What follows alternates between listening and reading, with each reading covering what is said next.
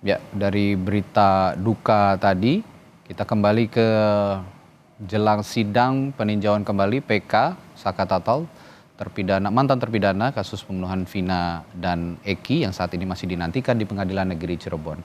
Sejumlah keluarga, kerabat, dan rekan Saka Tatal sudah berada di dalam ruang sidang, namun kuasa hukum Saka Tatal tampaknya masih berada di ruang pengadilan dan saat ini sedang memberikan keterangannya. Akan kita ikuti bersama berikut ini. Mengabulkan. Mohon doanya.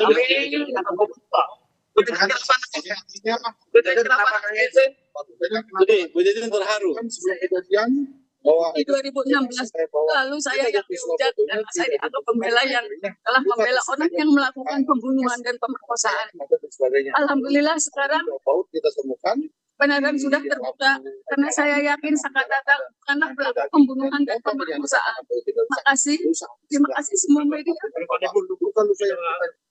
Karena keyakinan saya juga ini tidak pernah terjadi peristiwa pembunuhan dan pemerkosaan. Mereka ini ya, Saka,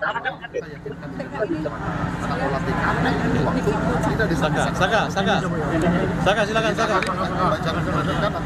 Maju ke depan Saka. Jalan bang.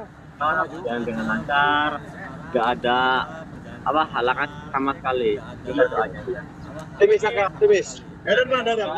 Saya ini optimis. Saya yakin pasti akan menang. Yang dipegangkan oleh PK. Saka cuma pengen ngebersihin nama baik aja. Artinya nama mantan terpidana ini pengen dihapus ya Saka ya? Nama mantan terpidana itu. Ini ada kaki.